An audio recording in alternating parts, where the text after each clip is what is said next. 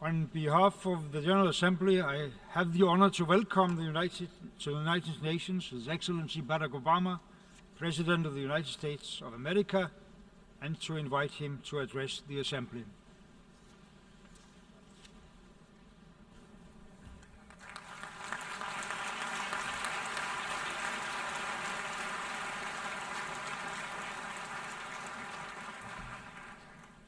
Mr. President, Mr. Secretary General, fellow delegates, ladies and gentlemen.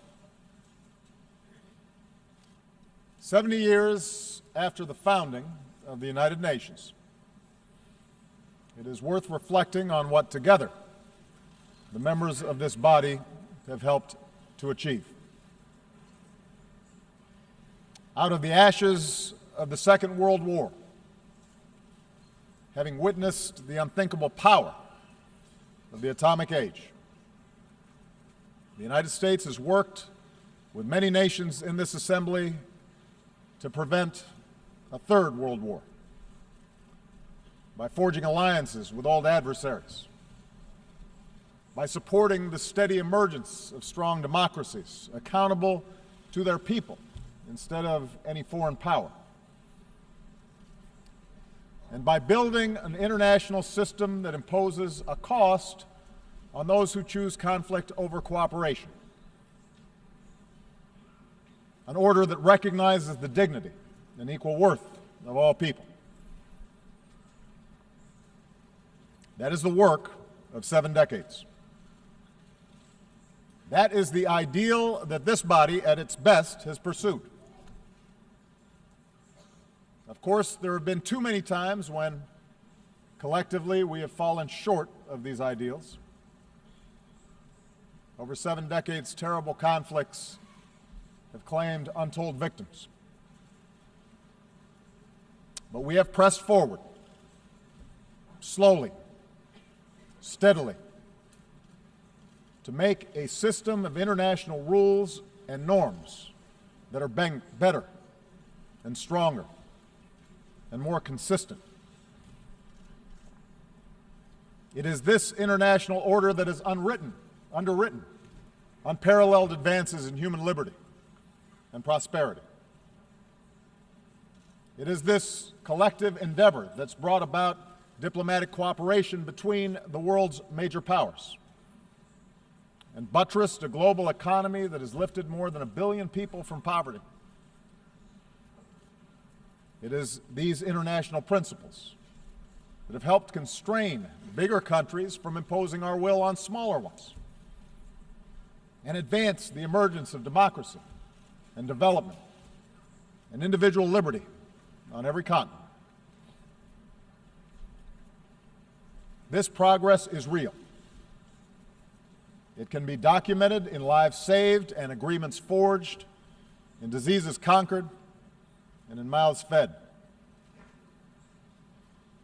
And yet we come together today knowing that the march of human progress never travels in a straight line, that our work is far from complete, that dangerous currents risk pulling us back into a darker, more disordered world.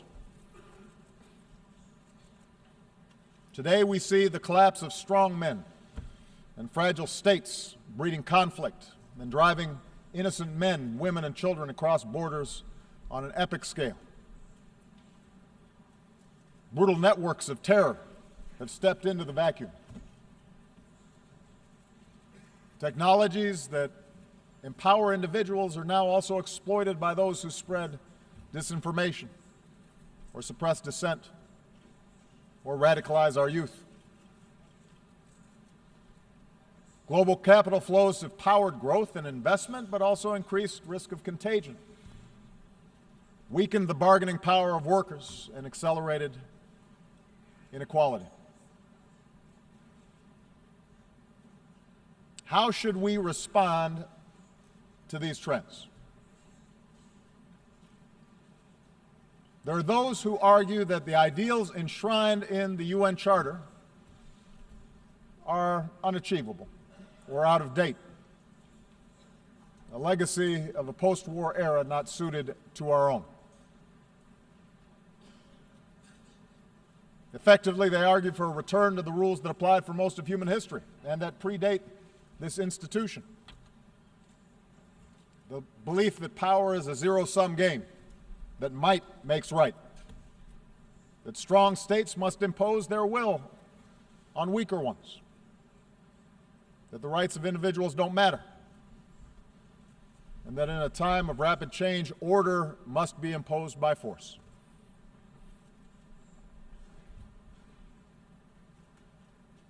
On this basis, we see some major powers assert themselves in ways that contravene international law. We see an erosion of the democratic principles and human rights that are fundamental to this institution's mission. Information is strictly controlled, the space for civil society restricted. We're told that such retrenchment is required to beat back disorder, that it's the only way to stamp out terrorism or prevent foreign meddling. In accordance with this logic, we should support tyrants like Bashar al-Assad, who drops barrel bombs to massacre innocent children, because the alternative is surely worse.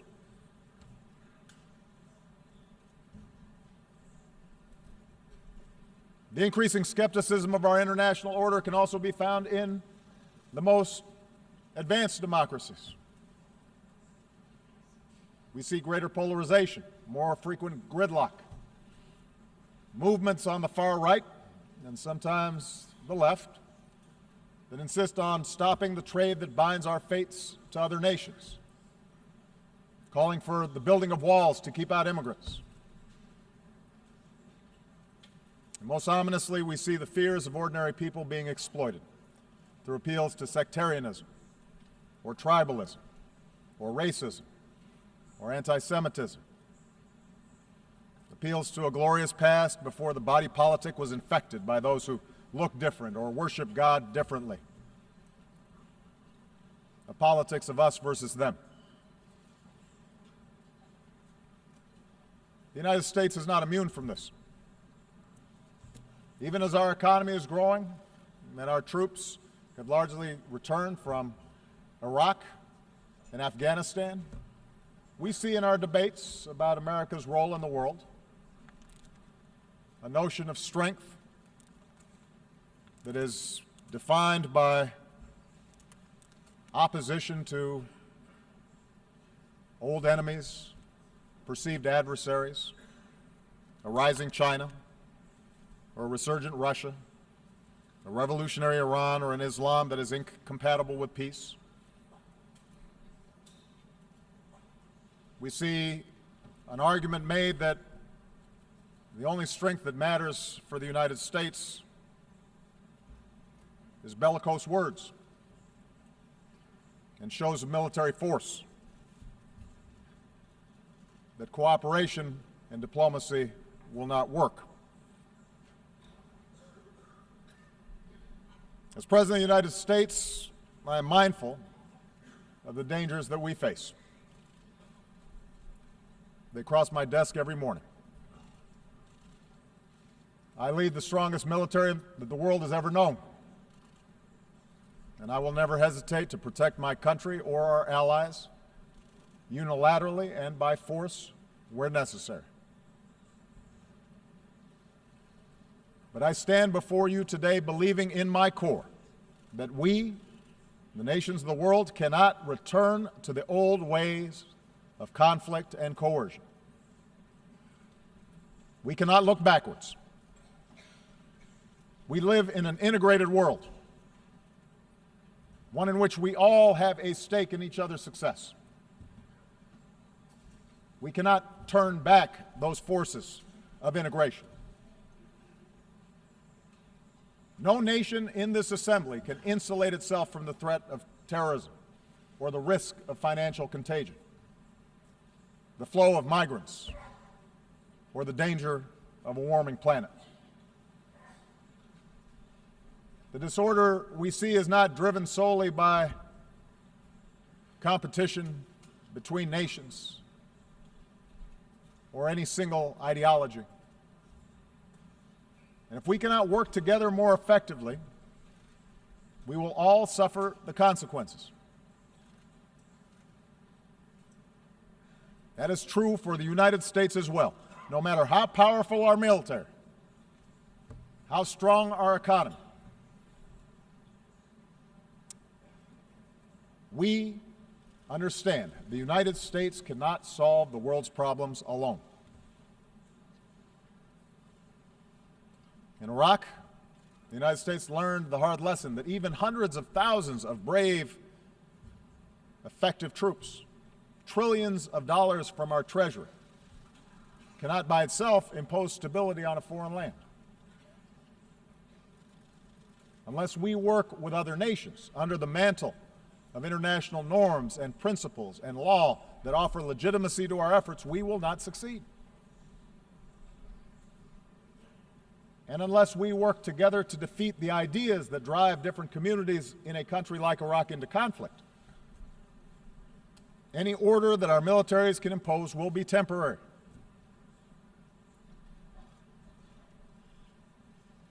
And just as force alone cannot impose order internationally,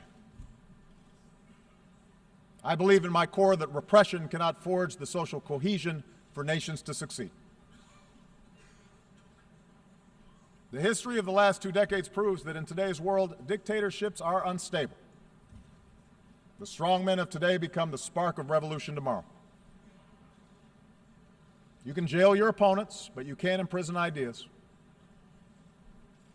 You can try to control access to information, but you cannot turn a lie into truth. It is not a conspiracy of U.S.-backed NGOs that expose corruption and raise the expectations of people around the globe. It's technology, social media, and the irreducible desire of people everywhere to make their own choices about how they are governed.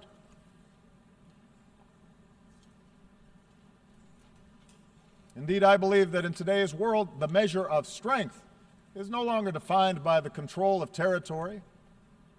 Lasting prosperity does not come solely from the ability to access and extract raw materials.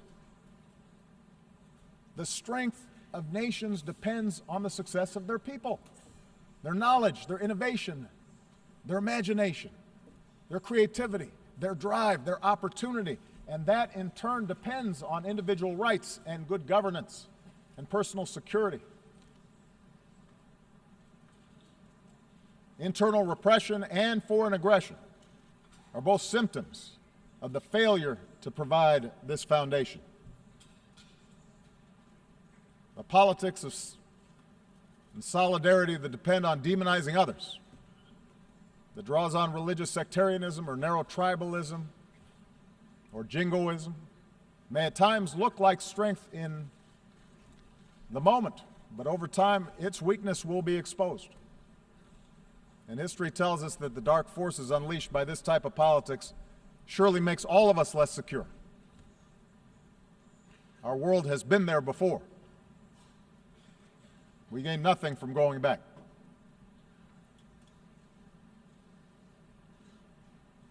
Instead, I believe that we must go forward in pursuit of our ideals, not abandon them at this critical time. We must give expression to our best hopes, not our deepest fears. This institution was founded because men and women who came before us had the foresight to know that our nations are more secure when we uphold basic laws and basic norms and pursue a path of cooperation over conflict. And strong nations, above all, have a responsibility to uphold this international order.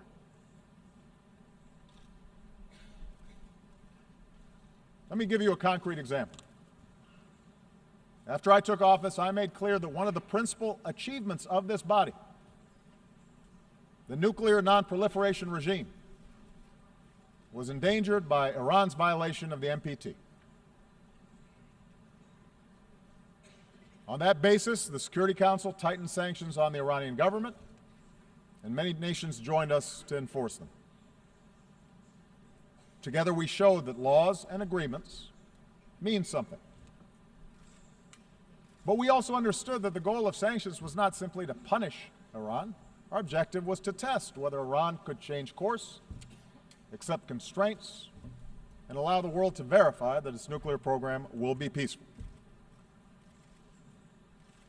For 2 years, the United States and our partners, including Russia, including China, stuck together in complex negotiations. The result is a lasting, comprehensive deal that prevents Iran from obtaining a nuclear weapon while allowing it to access peaceful energy. And if this deal is fully implemented, the prohibition on nuclear weapons is strengthened, a potential war is averted, our world is safer. That is the strength of the international system when it works the way it should.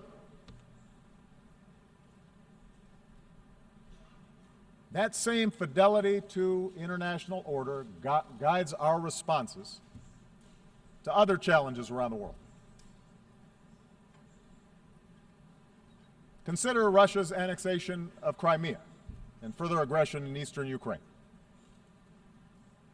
America has few economic interests in Ukraine. We recognize the deep and complex history between Russia and Ukraine.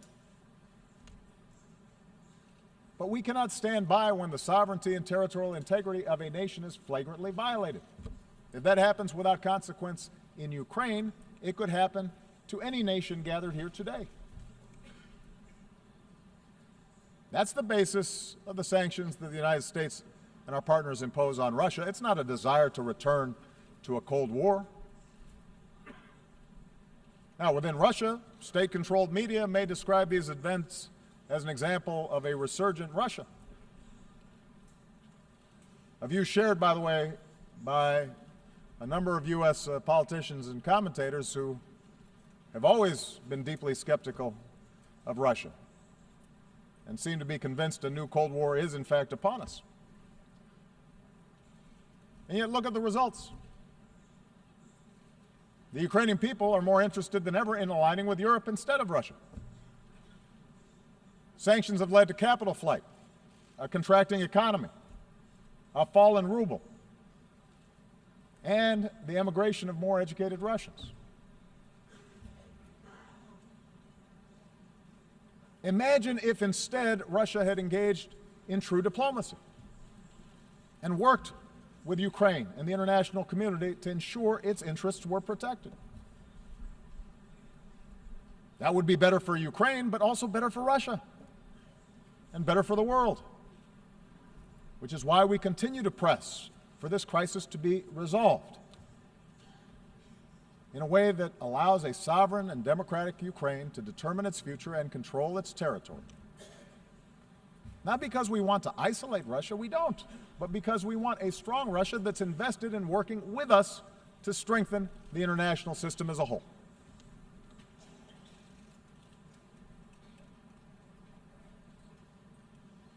Similarly, in the South China Sea, the United States makes no claim on territory there. We don't adjudicate claims. But like every nation gathered here, we have an interest in upholding the basic principles of freedom of navigation and the free flow of commerce, and in resolving disputes through international law, not the law of force. So we will defend these principles while encouraging China and other claimants to resolve their differences peacefully.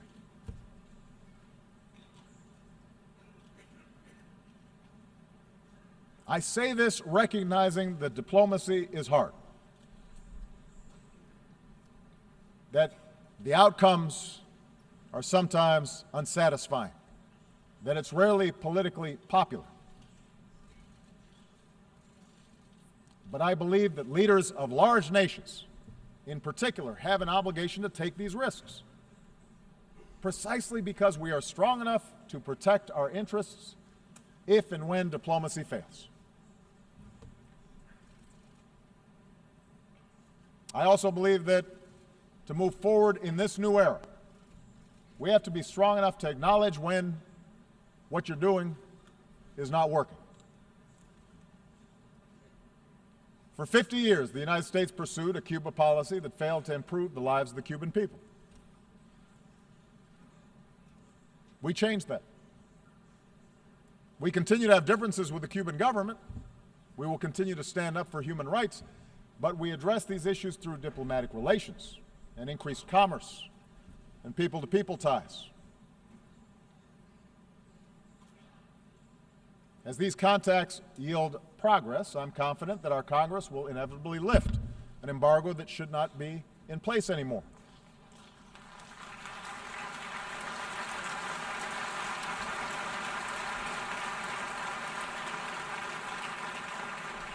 Change won't come overnight to Cuba, but I'm confident that openness, not coercion, will support the reforms and better the life the Cuban people deserve.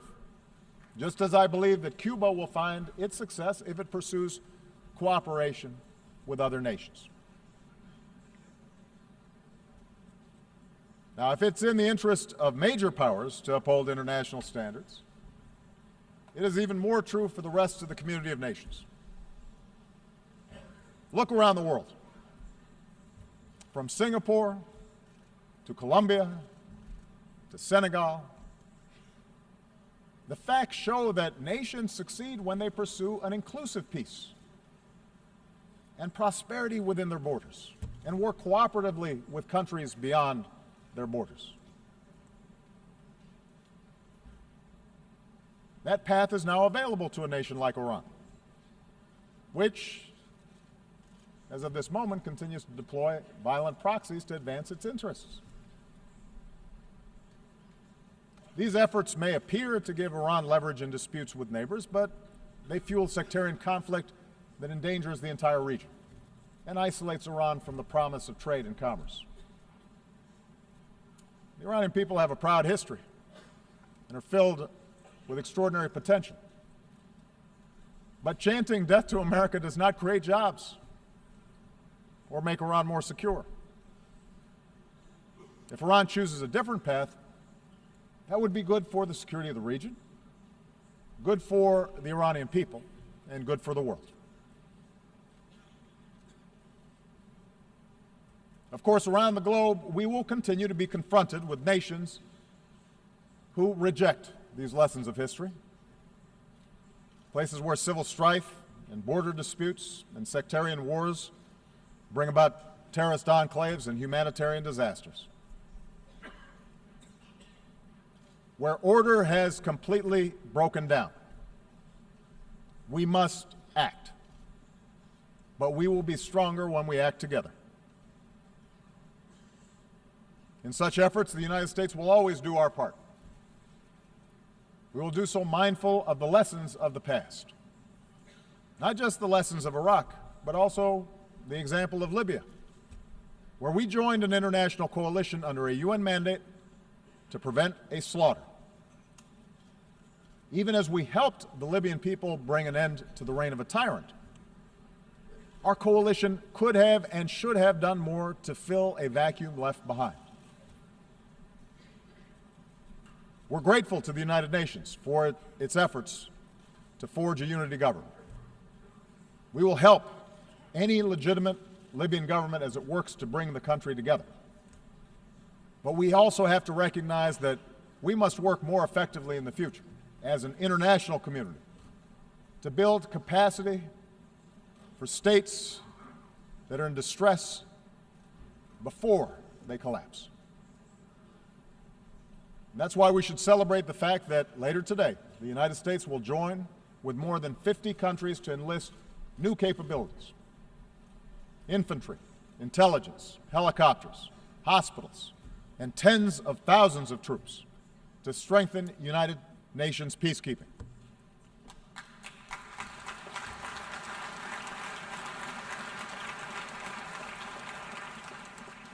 These new capabilities can prevent mass killing and ensure that peace agreements are more than words on paper. But we have to do it together.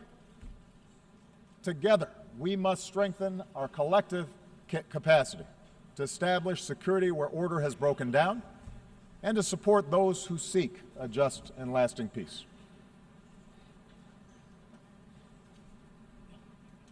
Nowhere is our commitment to international order more tested than in Syria.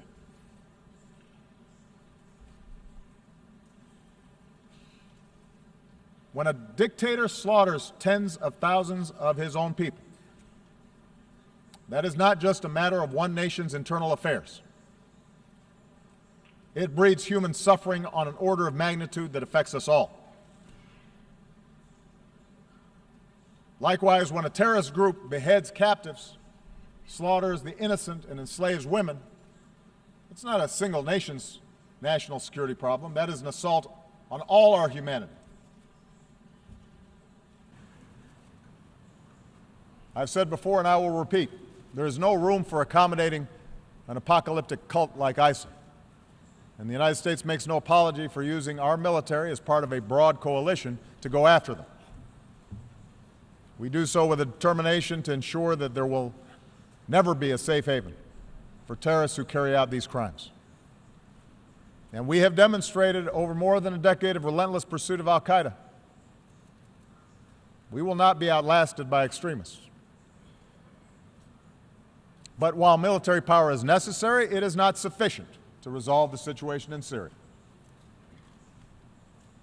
Lasting stability can only take hold when the people of Syria forge an agreement to live together peacefully.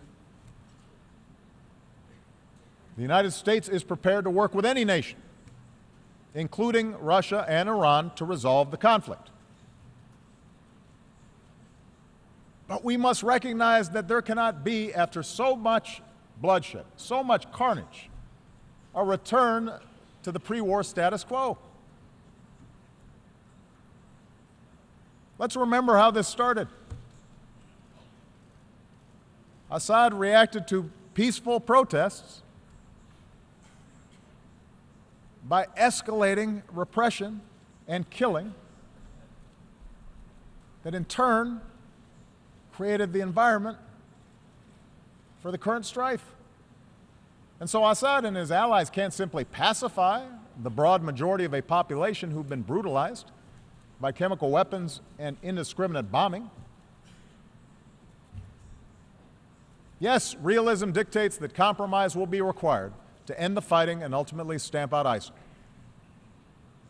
But realism also requires a managed transition away from Assad and to a new leader, and an inclusive government that recognizes there must be an end to this chaos so that the Syrian people can begin to rebuild.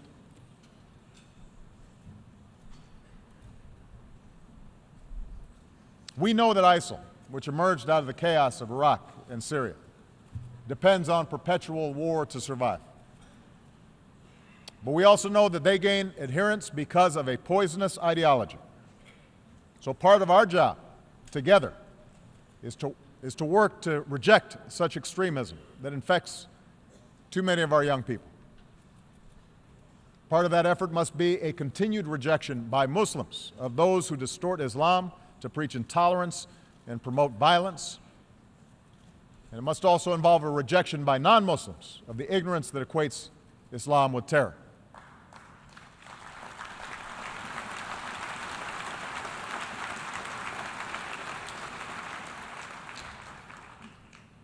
This work will take time.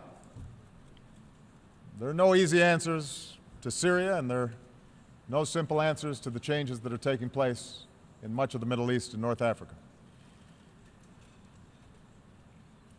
But so many families need help right now. They don't have time. And that's why the United States is increasing the number of refugees who we welcome within our borders. That's why we will continue to be the largest donor of assistance to support those refugees. And today we are launching new efforts to ensure that our people and our businesses, our universities and our NGOs can help as well. Because in the faces of suffering families, our nation of immigrants sees ourselves. Of course, in the old ways of thinking, the plight of the powerless, the plight of refugees, the plight of the marginalized did not matter. They were on the periphery of the world's concerns. Today, our concern for them is driven not just by conscience, but should also be driven by self-interest. For helping people who've been pushed to the margins of our world is not mere charity. It is a matter of collective security. And the purpose of this institution is not merely to avoid conflict, it is to galvanize the collective action that makes life better on this planet. The commitments we've made to the Sustainable Development Goals speak to this truth. I believe that capitalism has been the greater creator of wealth and opportunity that the world has ever known.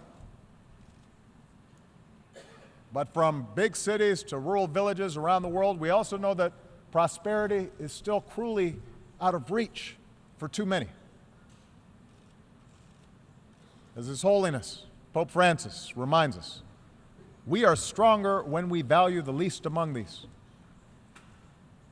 and see them as equal in dignity to ourselves and our sons and our daughters. We can roll back preventable disease and end the scourge of HIV/AIDS. We can stamp out pandemics that recognize no borders. That work may not be on television right now, but as we demonstrated in reversing the spread of Ebola, it can save more lives than anything else we can do. Together, we can eradicate extreme poverty and erase barriers to opportunity.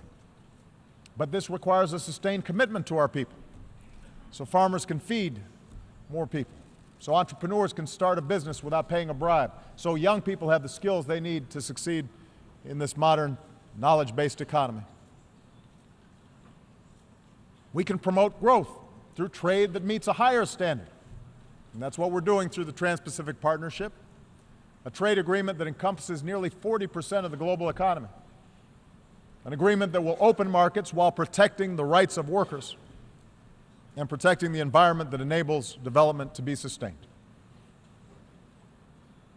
We can roll back the pollution that we put in our skies and help economies lift people out of poverty without condemning our children to the ravages of an ever-warming climate. The same ingenuity that produced the industrial age and the computer age allows us to harness the potential of clean energy. No country can escape the ravages of climate change. And there's no stronger sign of leadership than putting future generations first. The United States will work with every nation that is willing to do its part so that we can come together in Paris to decisively confront this challenge.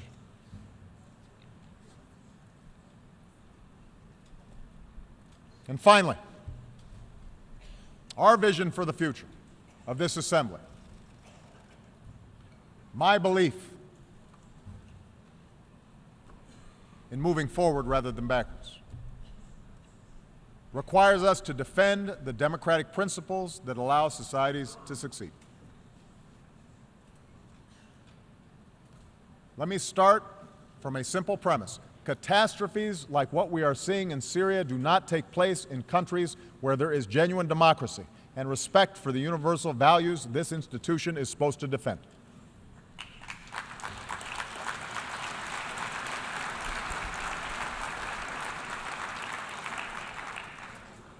I recognize that democracy is going to take different forms in different parts of the world.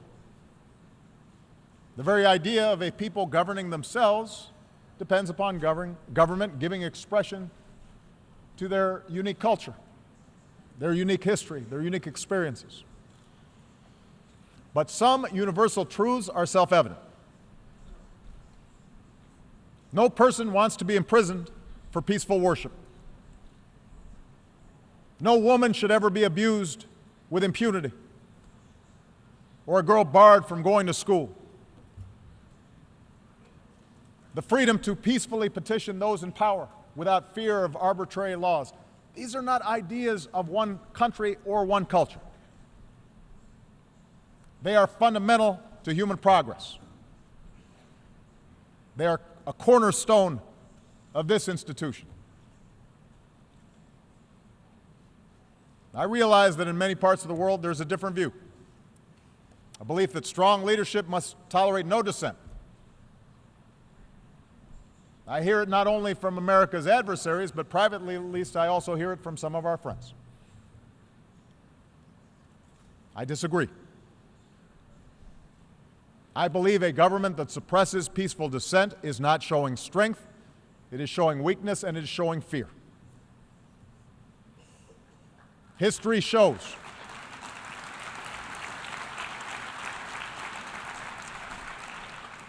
that regimes who fear their own people will eventually crumble. But strong institutions built on the consent of the governed endure long after any one individual is gone. That's why our strongest leaders, from George Washington to Nelson Mandela, have elevated the importance of building strong democratic institutions over a thirst for perpetual power.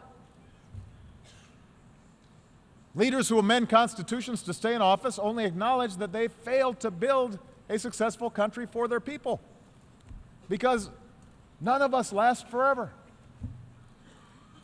It tells us that power is something they cling to for its own sake, rather than for the betterment of those they purport to serve. I understand democracy is frustrating. Democracy in the United States is certainly imperfect. At times it can be dysfunctional. But democracy, the constant struggle to extend rights to more of our people, to give more people a voice, is what allowed us to become the most powerful nation in the world.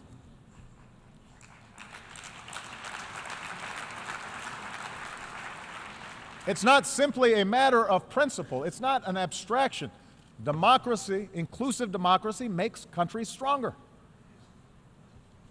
When opposition parties can seek power peacefully through the ballot, a country draws upon new ideas.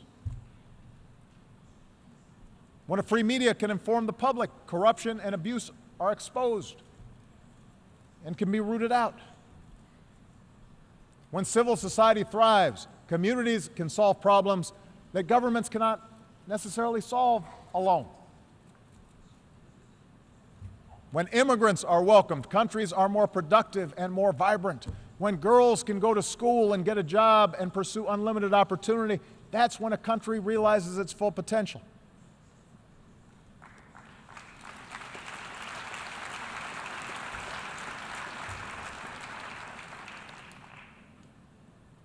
That is what I believe is America's greatest strength.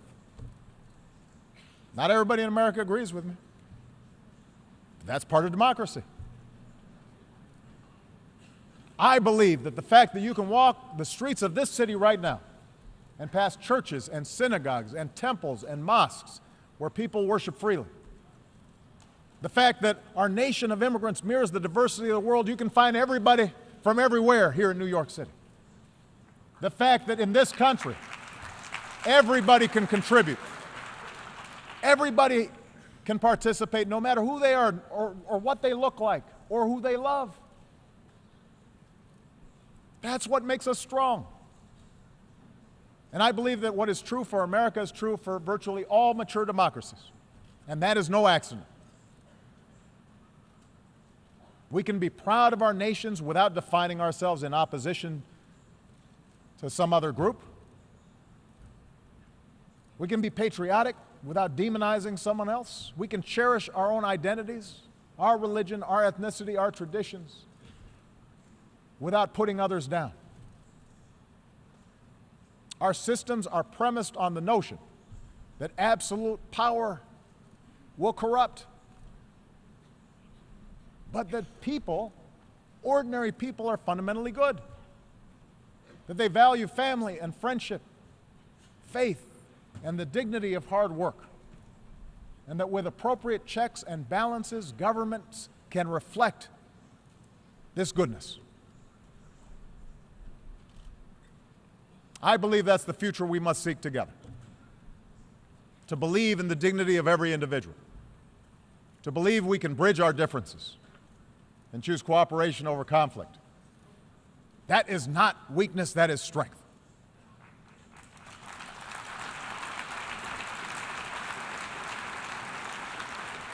It is a practical necessity in this interconnected world.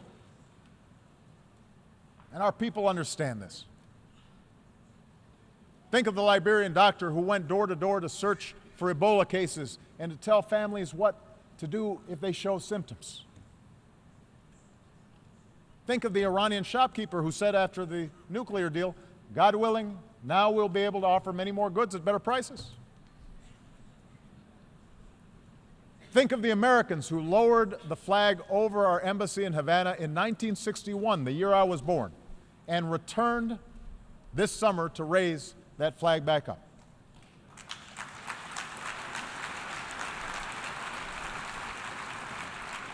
One of these men said of the Cuban people, we could do things for them and they could do things for us. We loved them. For 50 years, we ignored that fact. Think of the families leaving everything they've known behind, risking barren deserts and stormy waters just to find shelter, just to save their children. One Syrian refugee who was greeted in Hamburg with warm greetings and shelter said, we feel there are still some people who love other people.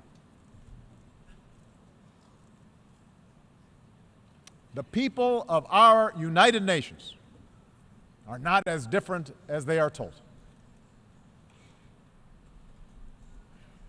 They can be made to fear.